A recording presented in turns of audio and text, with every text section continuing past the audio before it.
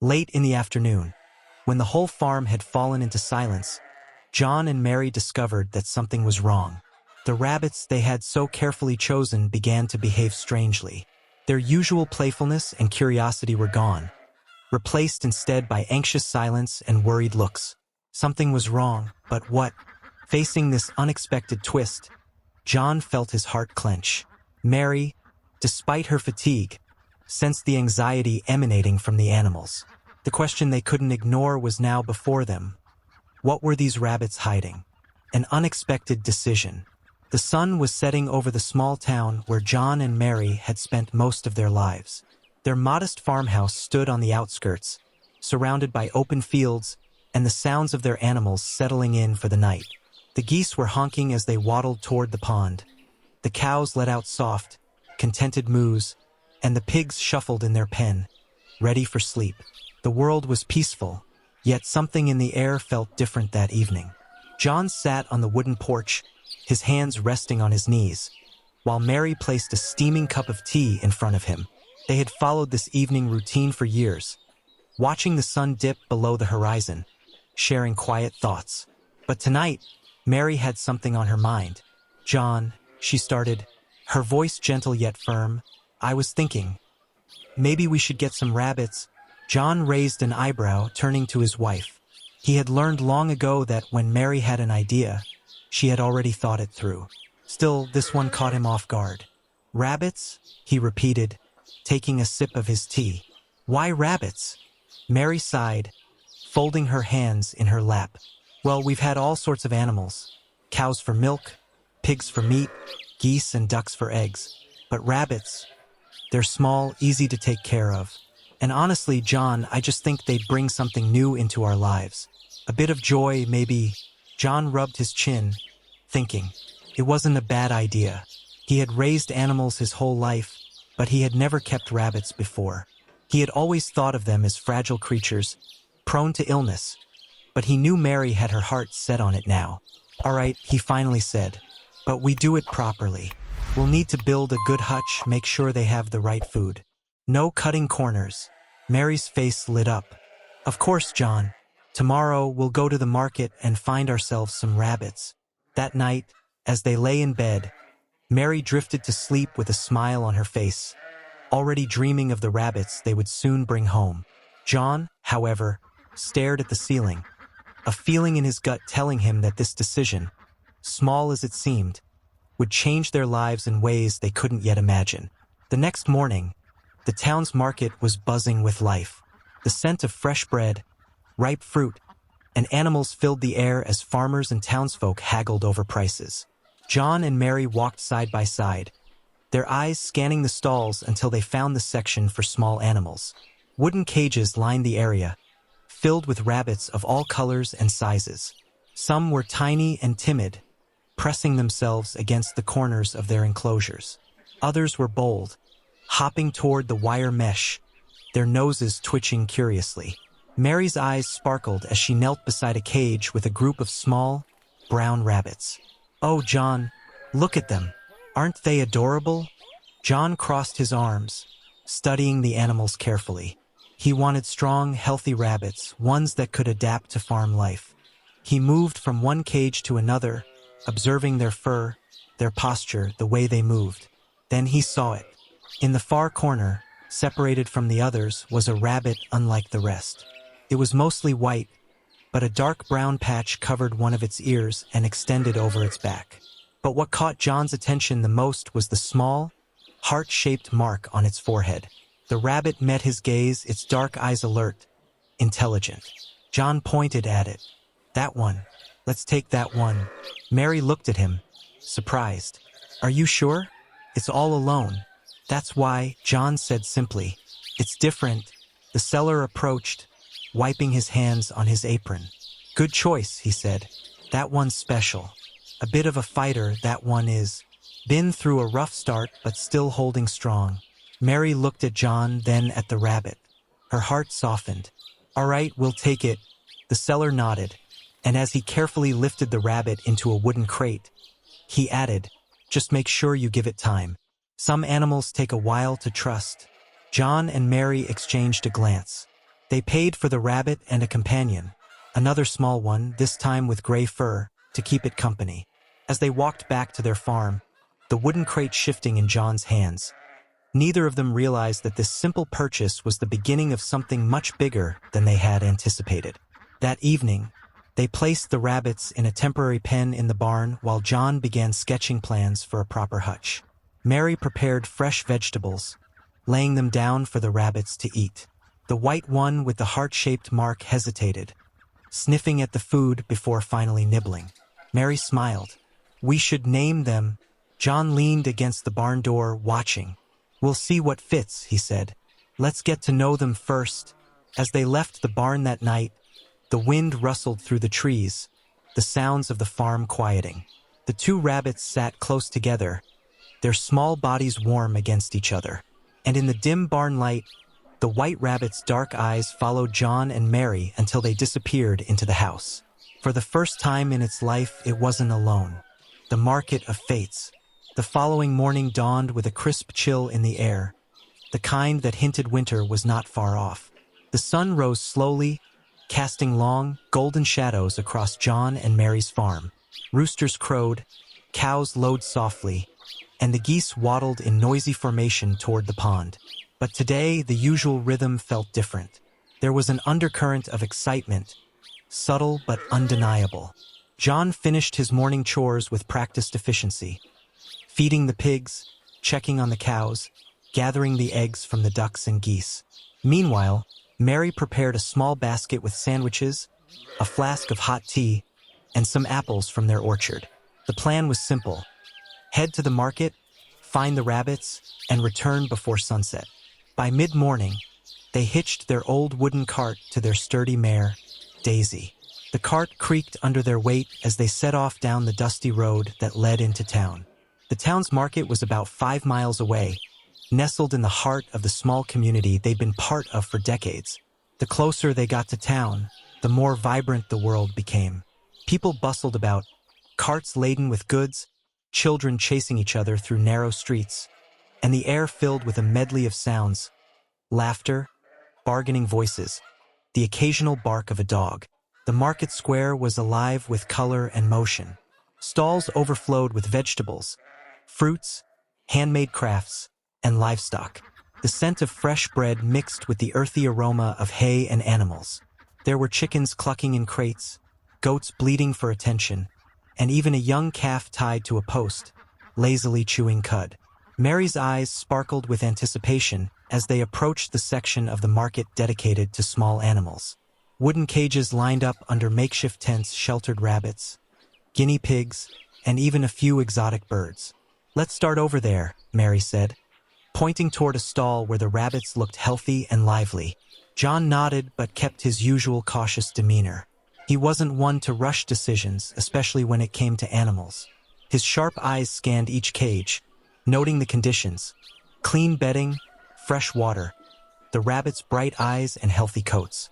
They moved from stall to stall, inspecting different rabbits. There were fluffy white ones with pink eyes, sleek black ones with shiny coats, and spotted ones that looked like little patches of snow and earth. Some rabbits were timid, shrinking into corners, while others hopped curiously to the front of their cages, eager for attention. Mary knelt beside a cage filled with small, brown rabbits.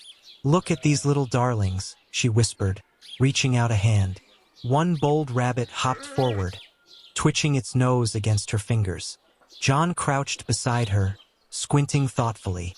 "Healthy enough," he muttered, "but not sure if they're the right fit for us." As they stood to move on, something caught John's eye.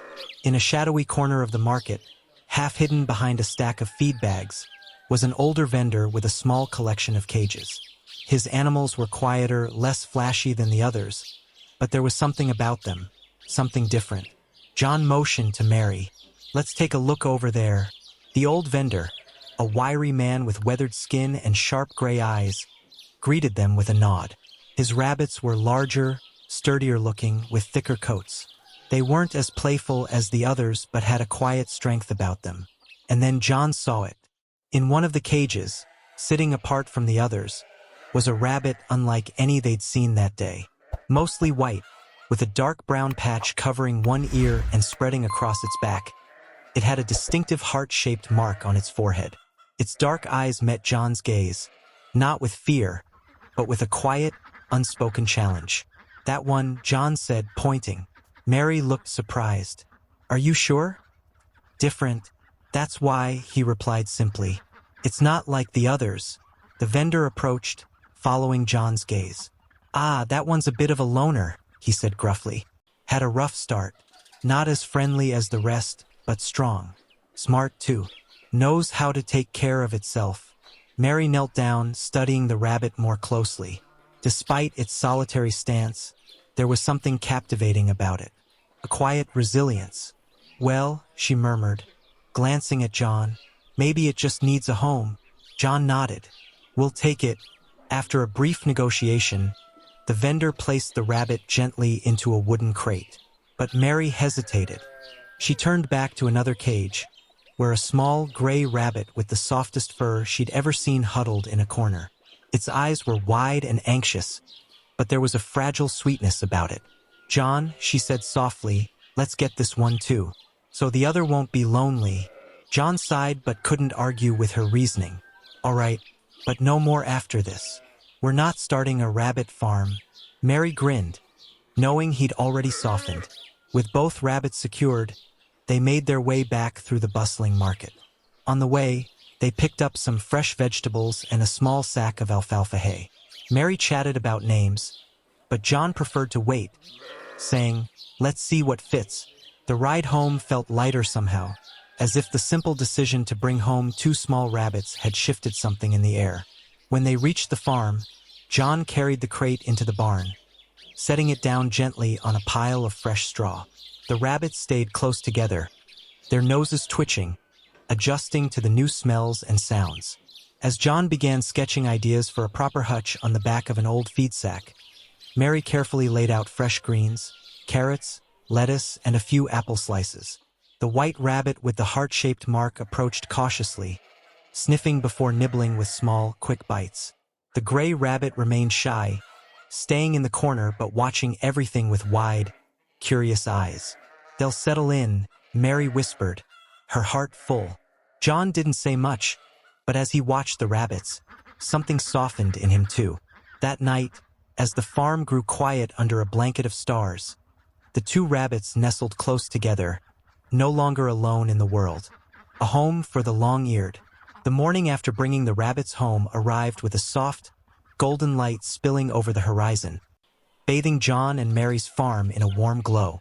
The roosters had barely begun their crowing when John was already up, his boots thudding softly against the wooden floorboards as he made his way to the kitchen. Merry was there before him, humming a quiet tune as she stirred a pot of oatmeal. The scent of fresh coffee filled the room, mingling with the earthy aroma of wood smoke from the stove. She glanced over her shoulder with a smile. "Morning," she said softly. John grunted in reply, reaching for his mug. But his mind wasn't on breakfast. It was on the 2 rabbits in the barn. After a quick meal, they pulled on their coats and headed outside. The morning air was brisk, carrying the faint scent of damp earth and hay. Frost still clung to the edges of the grass, glittering like tiny crystals. As they entered the barn, the rabbits stirred at the sound of their footsteps. The white one with the heart-shaped mark. Merry had started calling it Clover, though John hadn't officially agreed, sat upright, its dark eyes alert. The gray rabbit huddled in the corner, still shy, though its nose twitched at the scent of fresh hay. "They need a proper home," John muttered, rubbing his chin thoughtfully. Merry nodded. "I've been thinking the same. Let's build them something sturdy, warm. They deserve that much." John didn't waste time. After tending to the rest of the animals, feeding the pigs, milking the cows, scattering grain for the ducks and geese, he gathered his tools, a saw, hammer, nails, and a stack of old wooden planks salvaged from a broken fence. Merry joined him, her sleeves rolled up, a determined gleam in her eyes.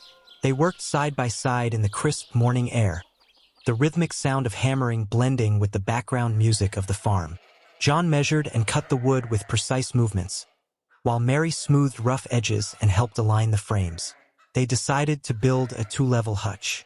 The bottom would be enclosed for warmth, filled with fresh straw, while the top would have a mesh door to allow sunlight and fresh air. A small ramp would connect the two levels, giving the rabbits space to move and explore. As they worked, Mary couldn't help but glance toward the barn, where the rabbits sat watching them through the open door. "I think they know we're building this for them," she whispered with a smile. John chuckled softly. "Maybe they do." By late afternoon, the hutch was taking shape. John inspected every nail, making sure there were no sharp edges that could harm the rabbits. Mary lined the inside with soft straw, carefully arranging it into cozy little nests. When the structure was finally complete, they carried it into the barn and set it in a quiet corner, away from drafts but with enough light from the small window above. "Ready?" Mary asked, her hands gently cradling the gray rabbit, which she'd started calling Ash because of its soft, smoky fur. John nodded, opening the crate carefully. Clover hesitated for a moment, then hopped out with cautious steps, sniffing the new space. Ash followed, more timid but curious, his nose twitching as he explored. They both seemed to relax as they settled into the fresh straw, nibbling on bits of carrot and lettuce that Mary had laid out. "They like it," she whispered, leaning her head against John's shoulder. He didn't say much, but there was a warmth in his chest, a quiet satisfaction that came from seeing the animals content. Over the next few days, the rabbits grew more comfortable. Clover was bold and adventurous, often hopping up to the mesh door when Mary entered the barn, as if to greet her. Ash remained shy but had started to follow Clover's lead, slowly emerging from his corner more often. John observed them closely, noting their habits. He learned that Clover liked to stand on his hind legs to get a better view of the world, while Ash preferred to burrow into the straw, finding comfort in small, hidden spaces. Feeding them became part of their daily routine. John chopped fresh vegetables with meticulous care, while Mary prepared little bundles of hay mixed with herbs from her garden.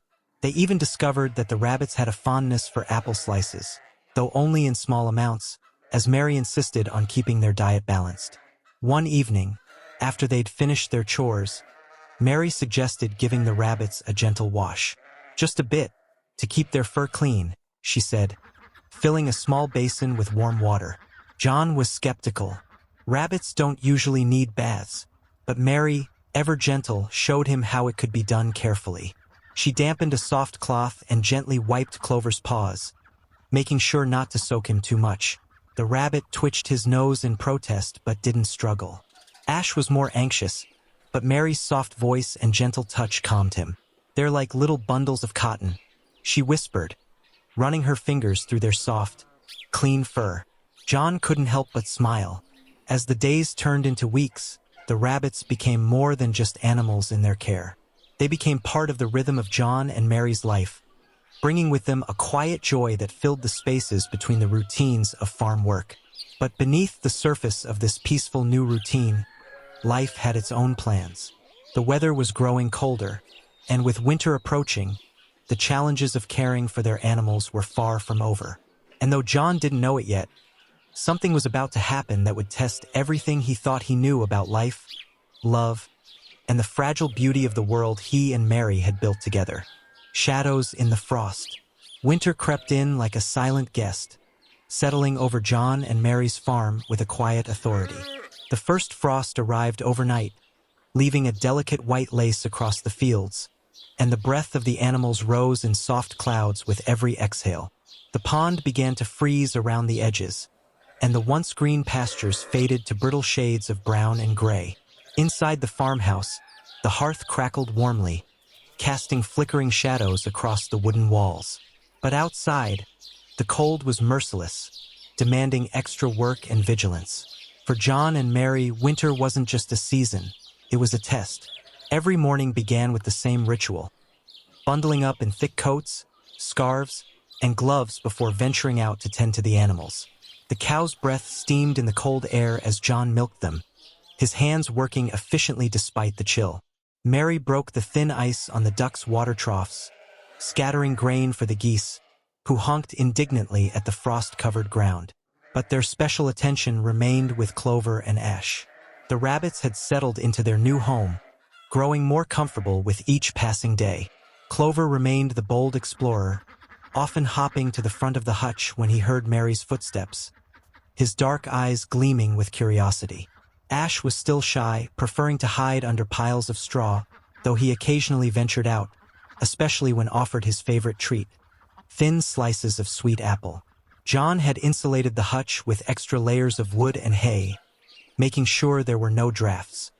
He even fashioned small woolen blankets from scraps Merry had saved over the years, tucking them into the corners where Ash liked to burrow. For a time, life settled into a peaceful, if cold, routine. But winter has a way of finding cracks in even the strongest walls. It started subtly. One morning, as John was feeding the rabbits, he noticed that Clover wasn't as eager as usual. The white rabbit sat quietly in the corner, his ears drooping slightly, his nose barely twitching. His usual spark seemed dimmed. John frowned. "Merry, something's wrong with Clover." Merry rushed over, her heart tightening at the sight. She gently picked Clover up, cradling him in her arms. His body felt warmer than usual, and he didn't resist her touch the way he often did when he was full of energy. "He's got a fever," she whispered, her voice trembling slightly. They brought Clover into the farmhouse, wrapping him in one of Merry's old shawls. Merry placed him near the hearth, hoping the warmth would help. She prepared a small mixture of water and herbs, trying to coax him to drink, but Clover barely sipped. John felt helpless. He had dealt with sick animals before, cows with infections, pigs with fevers, but this was different. Clover wasn't just livestock. He was family. Merry didn't leave Clover's side all day, her fingers gently stroking his soft fur, whispering comforting words. By evening, his breathing grew shallow. "We need help," John muttered, his jaw set with determination. There was an old veterinarian, Dr. Harris, who lived on the edge of town. He was retired, but everyone knew he still had the skills to help when it mattered. Without hesitation, John hitched Daisy to the cart, bundled Clover carefully in blankets, and they set off into the freezing night. The journey felt endless. The wind bit at their faces, and the cold seeped through even the thickest layers of clothing. But Merry kept Clover close to her chest, whispering softly, as if her words could hold him to this world. When they finally reached Dr. Harris's small cottage, John banged on the door with urgency. The old man answered, his face weathered and stern, but his eyes softened when he saw the bundle in Mary's arms. Without a word, he ushered them inside. Dr. Harris examined Clover carefully, his hands surprisingly gentle for someone with such rough, calloused skin. After a few tense moments, he sighed and looked up. "It's a respiratory infection," he said quietly, "common in rabbits during the cold months. But it's serious." Mary's eyes filled with tears. "Can you save him?" Dr. Harris nodded slowly. "I'll do what I can. It's good you brought him when you did." He prepared a small syringe with medicine, administering it carefully. Then he showed Merry how to keep Clover warm, how to gently feed him water with a dropper, and how to watch for signs of improvement or worsening. They stayed at Dr. Harris's cottage that night, huddled by the fire, taking turns watching over Clover. Merry refused to sleep, her eyes fixed on the small, fragile life in her arms. By morning, Clover's breathing had steadied. His nose twitched faintly, and he managed to nibble a small piece of lettuce from Mary's hand. Relief flooded over them like a wave. Dr. Harris gave them more medicine and instructions before sending them home.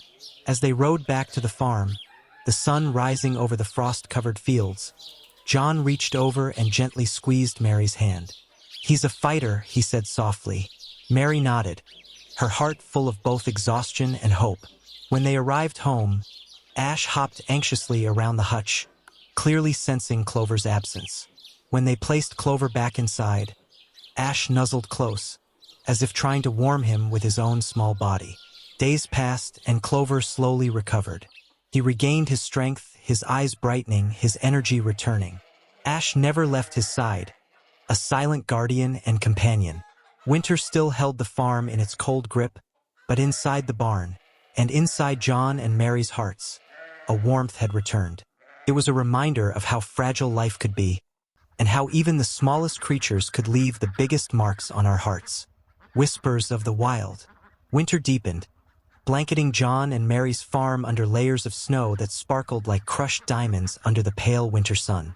The cold was sharper now, biting at exposed skin, turning breath into clouds of mist.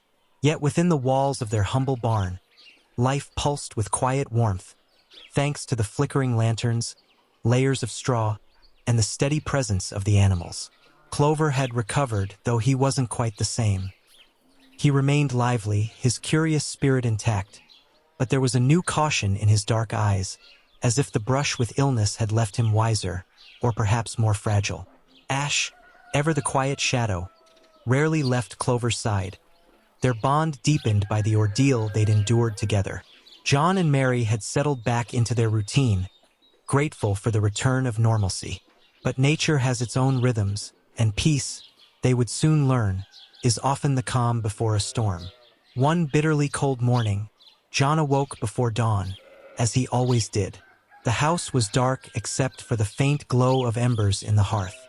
He dressed in silence, layered in flannel and wool, then stepped outside into the biting cold. The world was hushed under the weight of snow. Even the usual morning sounds, the distant lowing of cows, the chatter of geese, seemed muffled. John trudged through the drifts toward the barn, his lantern casting long shadows across the white landscape. But something was wrong. The barn door was ajar. John frowned. He was certain he'd latched it the night before. His steps quickened, heart pounding with a sense of unease he couldn't explain. Pushing the door open, he was met with the familiar warmth and earthy scent of hay and animals. The cows shifted in their stalls, the pigs snuffled lazily, and the ducks rustled in their nests. But the rabbit hutch was empty. Panic surged through him like ice water. Clover and Ash were gone. "Mary!" John's voice echoed in the quiet morning, sharp and urgent. Within moments, Mary appeared, her face pale with fear as she took in the sight of the open hutch. "They're gone," John whispered, disbelief thick in his voice. The straw inside the hutch was disturbed, scattered as if the rabbits had struggled.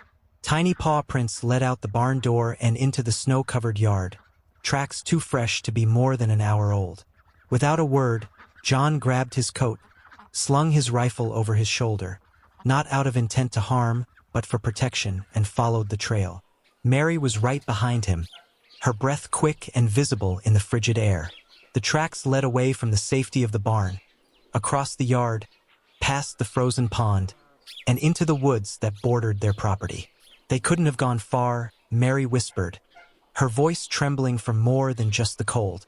John nodded, his sharp eyes scanning the snow for signs of struggle or danger. The prints weren't alone. Interspersed among the tiny rabbit tracks were larger ones, predatory ones, a fox. The realization hit John hard.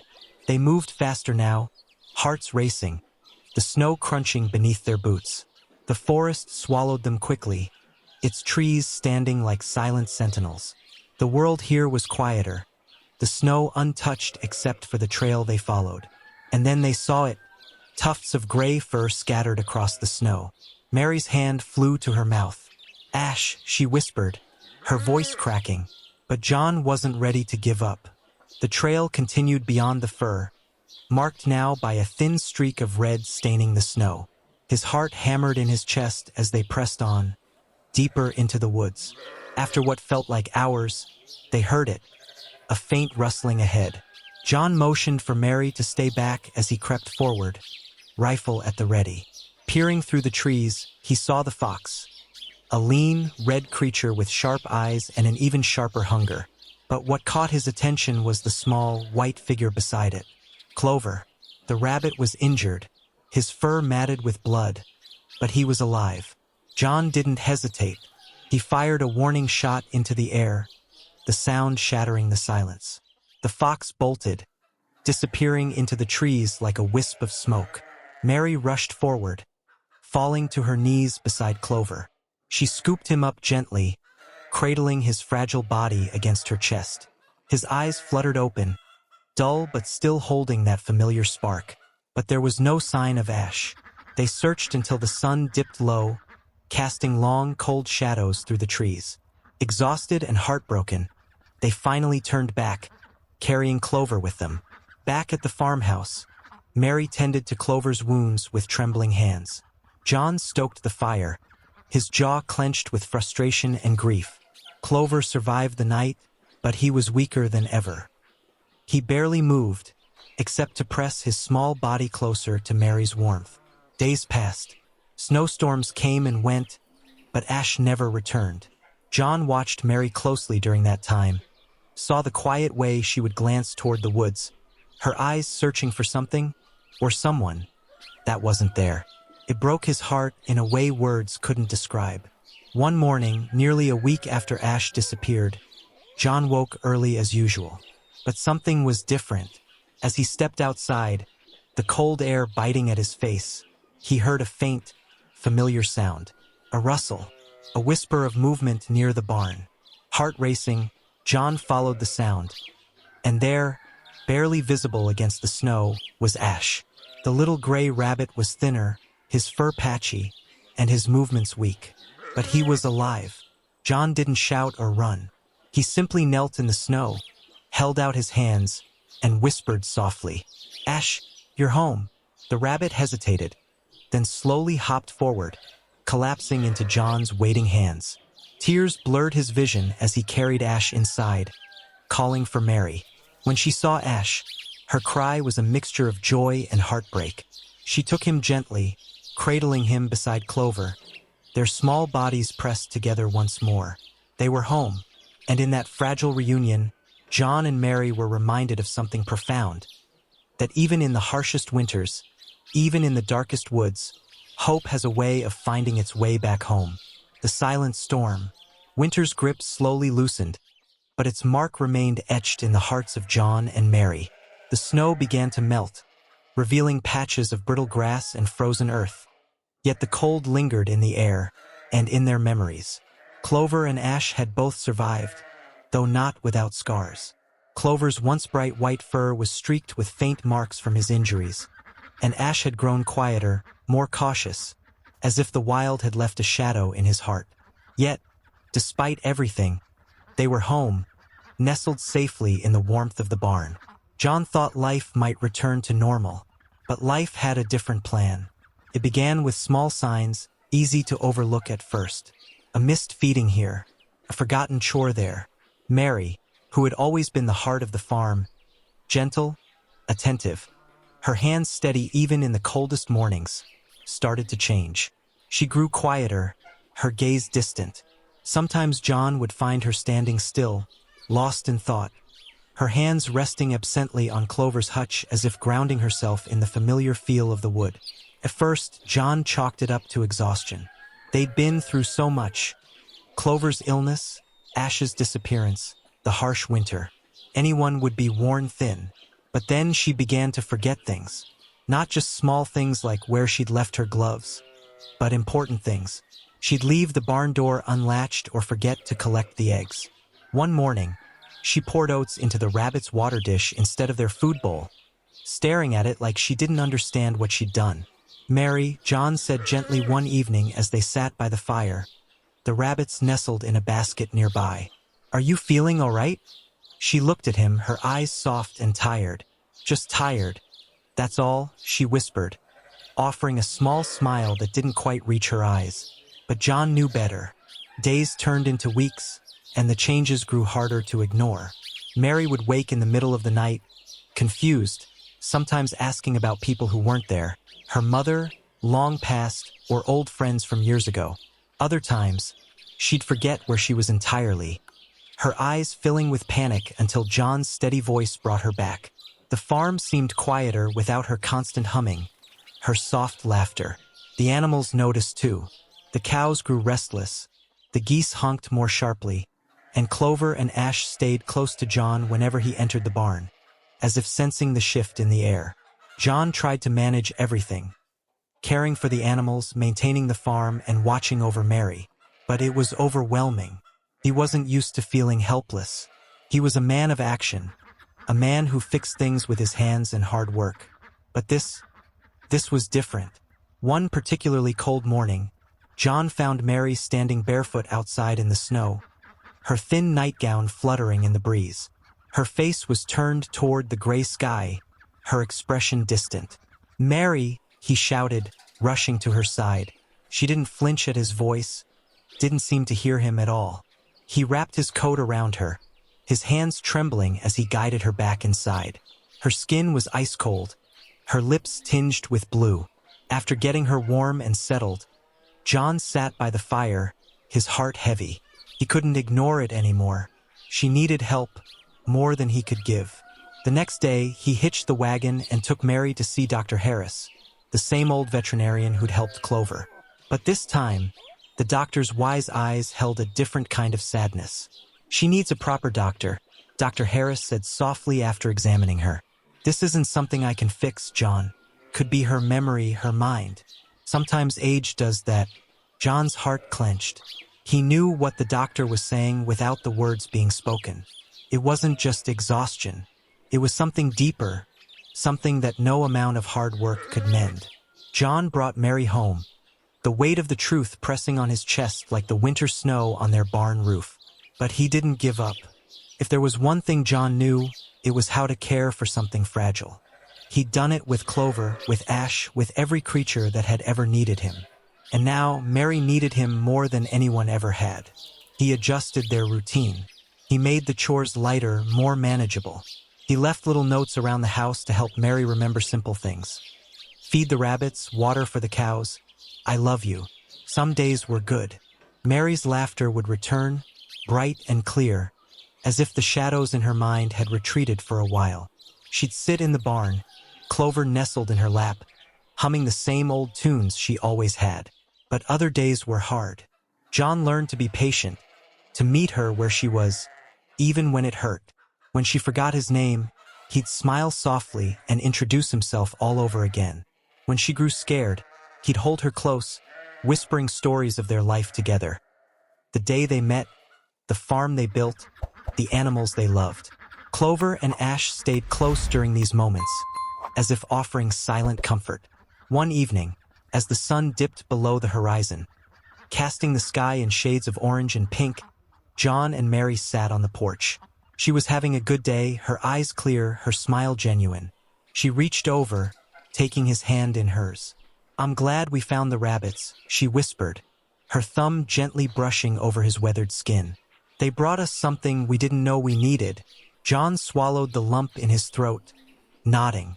"Yeah, they did." And in that quiet moment, with Clover and Ash nestled at their feet, John realized that life was made of these small, fragile moments, woven together like threads in a tapestry. Some were bright, some dark, but all precious. The silent storm in Mary's mind would come and go, but John would be there, steadfast as ever, holding on to her with both hands, just like he always had. Because love isn't just about the good days. It's about all the days.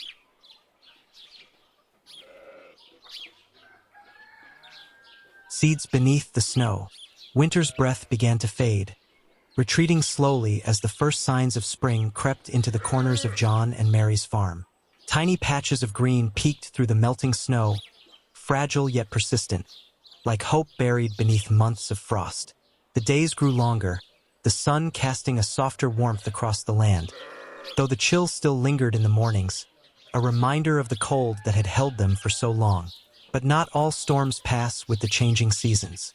Some take root inside, hidden beneath the surface, like seeds waiting for the right moment to bloom. Mary's mind remained a landscape of shifting shadows, some days bright, others lost in fog. But John had grown used to the rhythm of it, much like he'd grown used to the stubbornness of old farm tools or the unpredictable moods of the weather. He adjusted, adapted, and most importantly, held on. The farm carried on. The cows needed milking, the pigs needed feeding, and the geese never missed an opportunity to honk their disapproval at everything. But the heart of the farm had shifted, centered now around two small rabbits and the fragile thread of memory that connected Mary to the life they'd built. One morning, as John was spreading fresh hay in the barn, Mary wandered in, her steps slow and uncertain. She wore her favorite knitted shawl, though it hung loosely around her thin shoulders. Clover and Ash perked up at the sight of her, their noses twitching, sensing her presence like silent sentinels of her heart. John glanced up from his work, offering a gentle smile. "Morning, love. You're up early." Mary frowned slightly, her brow creasing as she looked around the barn as if seeing it for the first time. Then her eyes settled on the rabbits, and something shifted, recognition flickering like a candle in the dark. "They're ours, aren't they?" she whispered, moving closer to the hutch. John's heart clenched, but he nodded. "Yes, they're ours. Clover and Ash.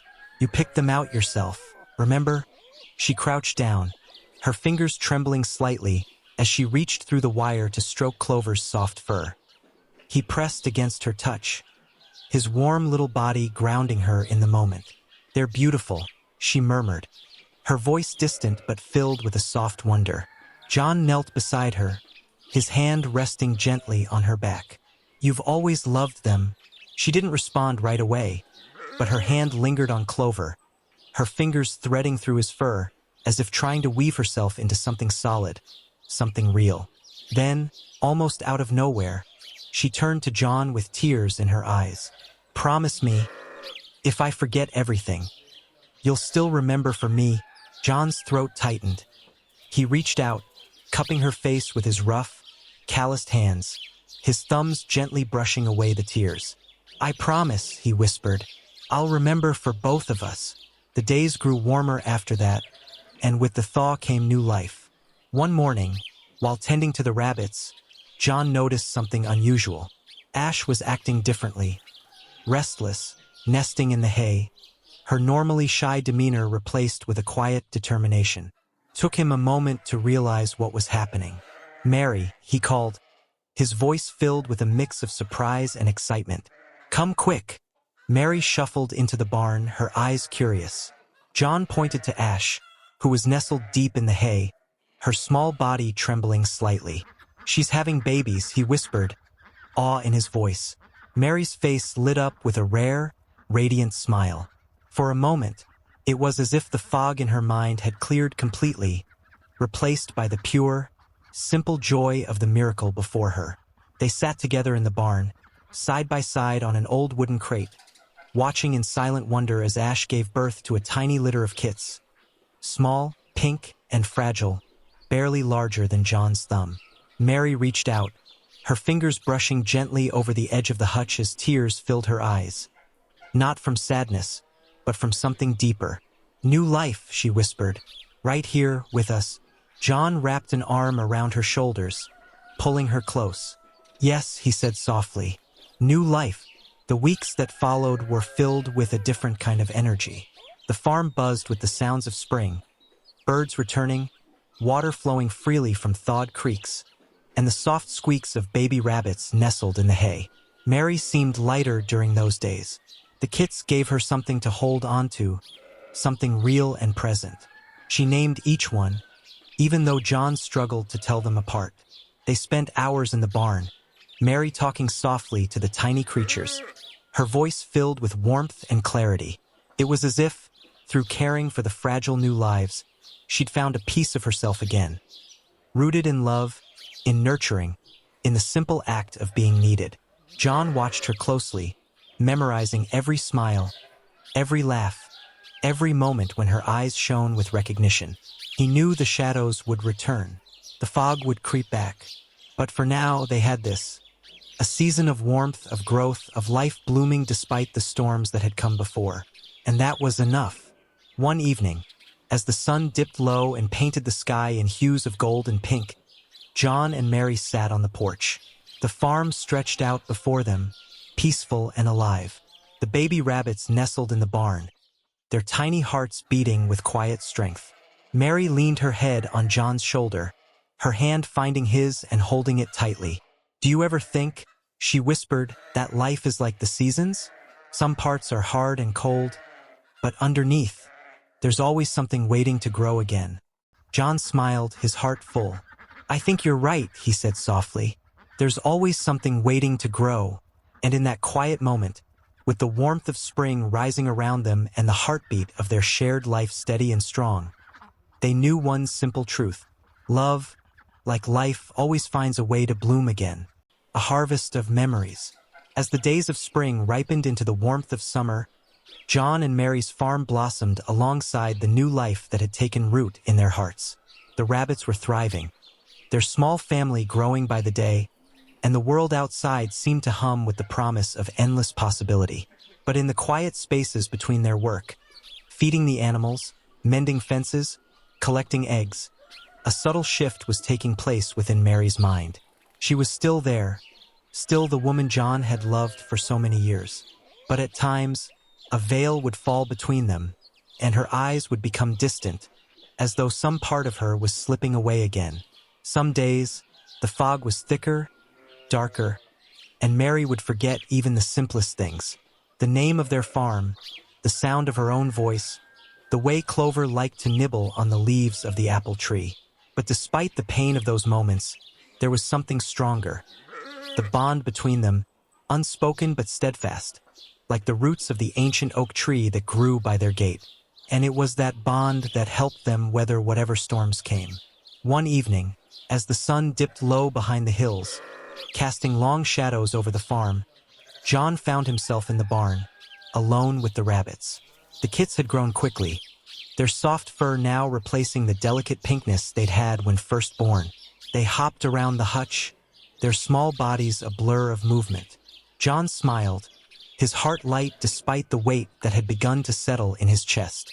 Suddenly, a soft, familiar voice interrupted his thoughts. "John?" He turned, his hand instinctively reaching out for the lantern on the shelf. Mary stood at the barn door, her figure outlined against the fading light. Her shawl hung loosely from her shoulders, and her hair was tousled from the wind. She looked at him with wide, searching eyes that seemed to see everything and nothing at once. I remembered something," she said softly, her voice tremulous. "I remembered when we first started this farm, how scared we were, and how we didn't know what we were doing. But we kept going. We didn't give up." John's heart skipped. He stood up, his hand resting on the hutch as if grounding himself in the moment. "You remember that?" he asked, his voice thick with emotion. Mary nodded, a soft smile tugging at the corner of her lips. "I remember. We were so young. But we made it work, didn't we?" John walked toward her, his boots silent on the hay-strewn floor.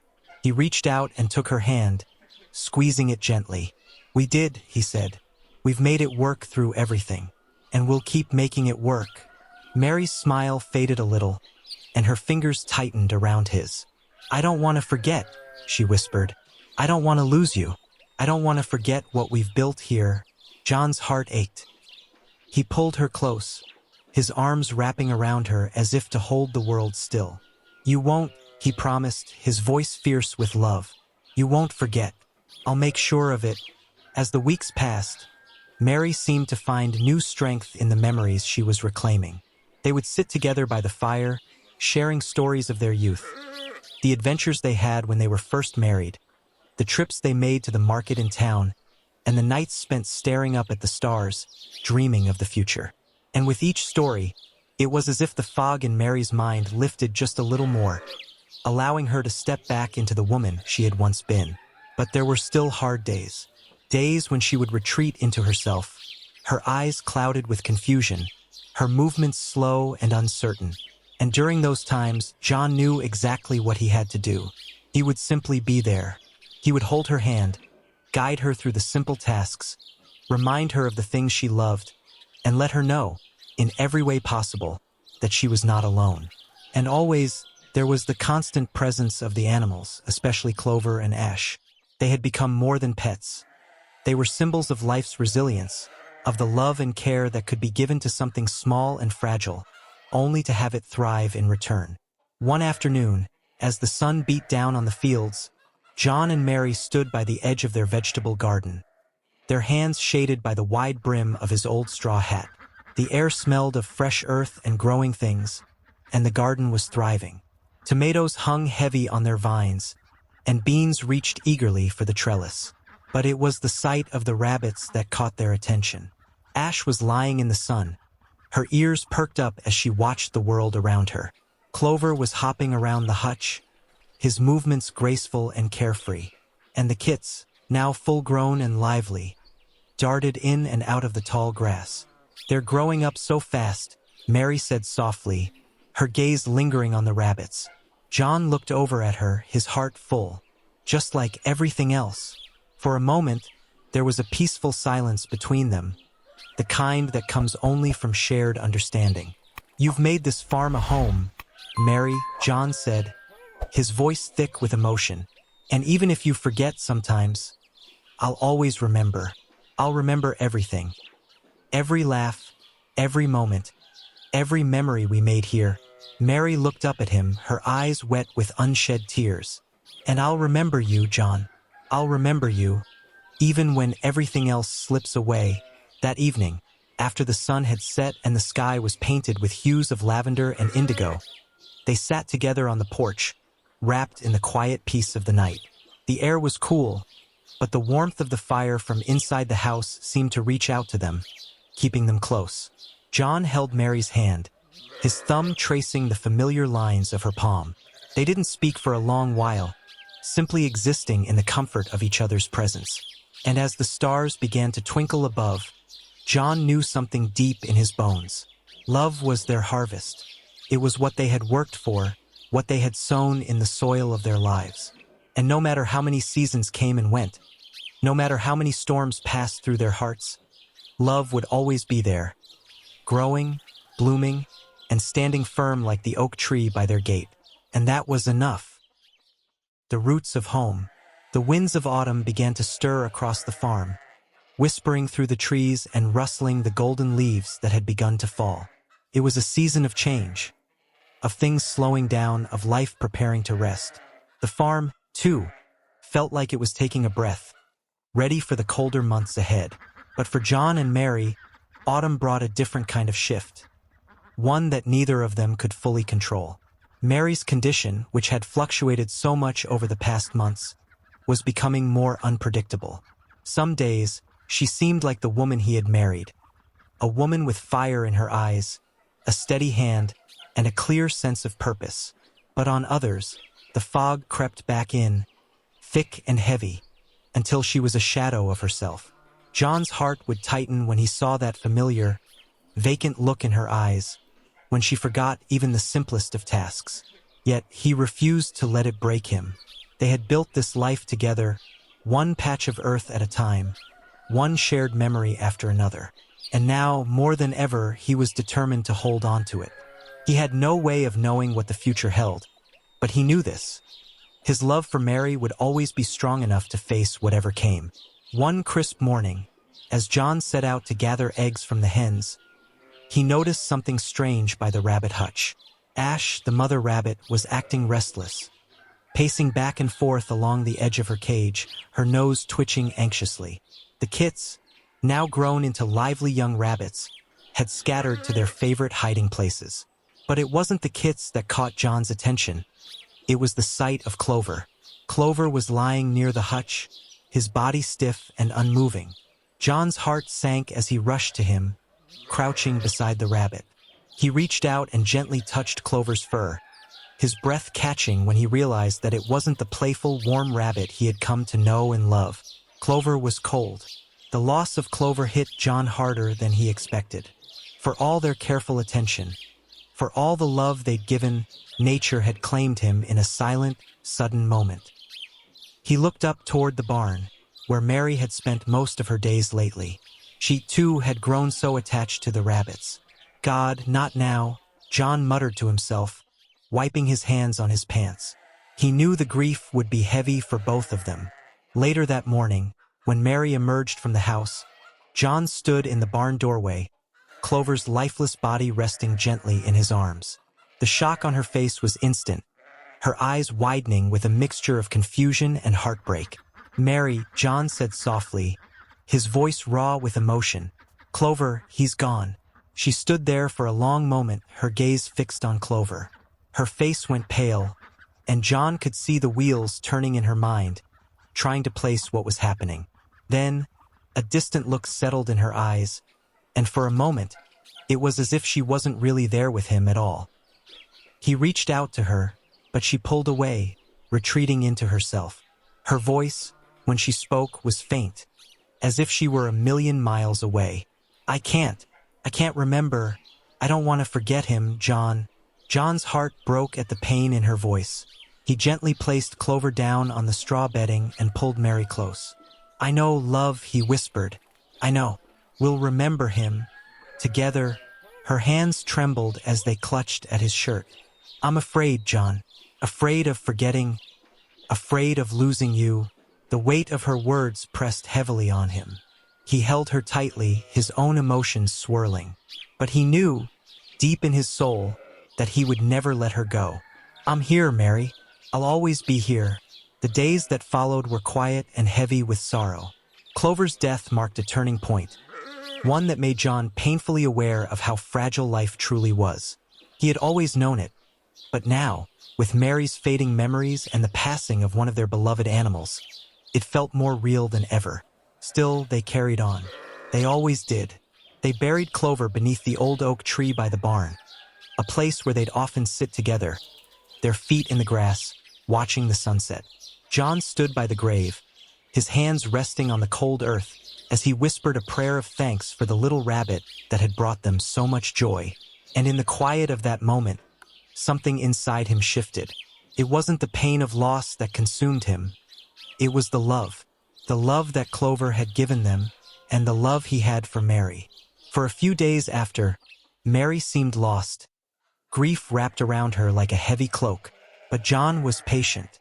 He held her through the silence, through the times when the words wouldn't come. And slowly, she began to find her way back to him, and to the farm that had always been her home. By the time winter crept back into the world, the farm had settled into a rhythm once again.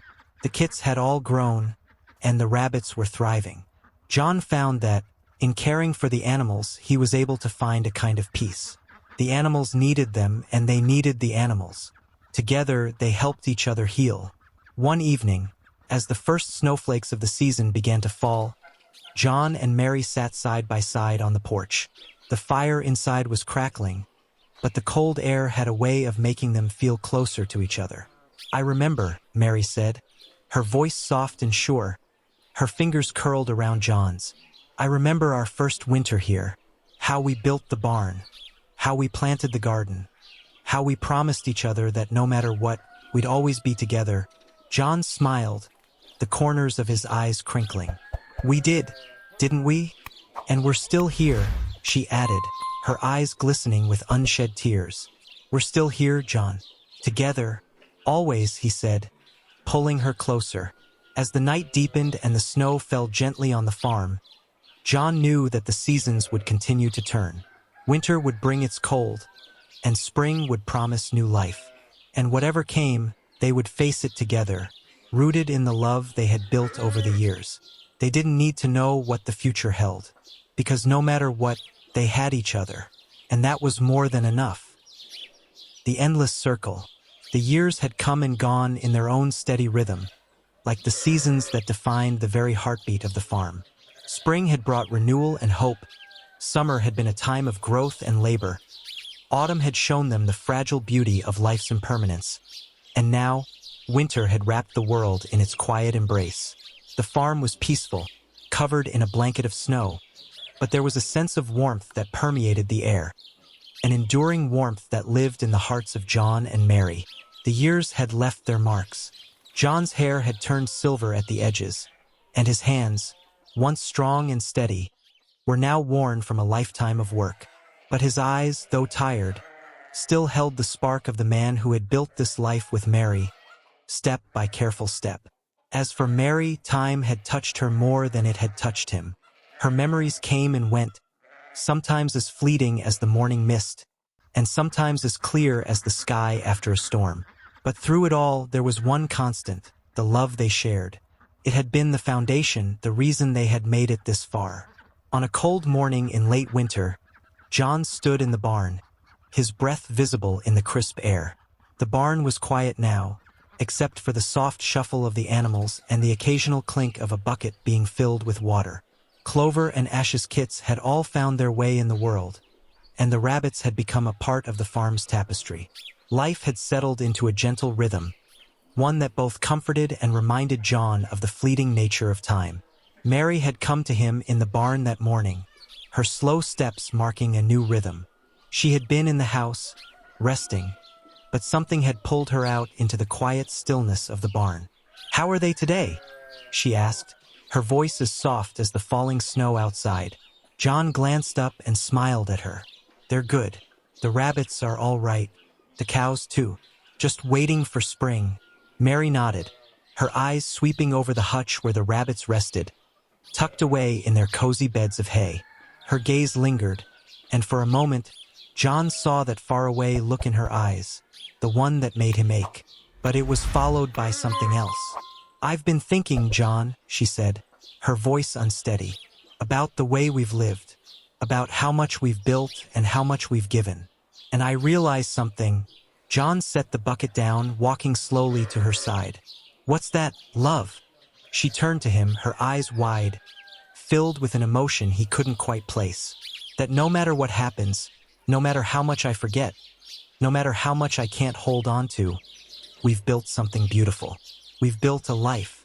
And even if my mind forgets, my heart will always know." The words were like a balm to John's soul.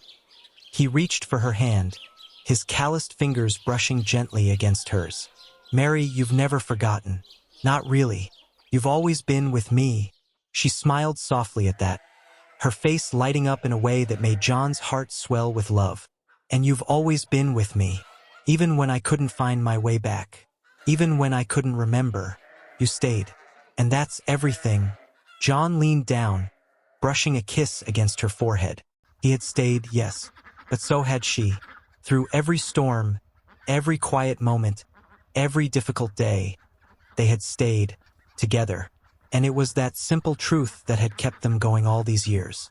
Later that day, John found himself sitting by the fireplace, the crackling of the logs the only sound filling the room. Mary sat beside him, her head resting against his shoulder, her breath steady and peaceful. She had fallen asleep there, curled up in the warmth of the room, and John didn't have the heart to wake her. Outside, the snow was beginning to fall again, gentle, silent flakes drifting from the sky, each one unique in its shape, each one a tiny miracle of nature. As John looked out the window, he thought about everything that had brought them here.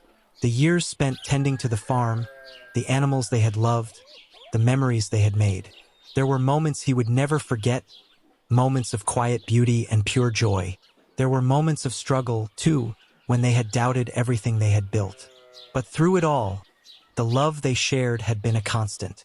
He watched the snow, the endless cycle of seasons unfolding before him, and he knew something deep within him. The world would keep turning, time would keep moving forward, but they would always have this home they had made together, this love they had woven into the fabric of their lives. It was theirs, something no amount of time could take away.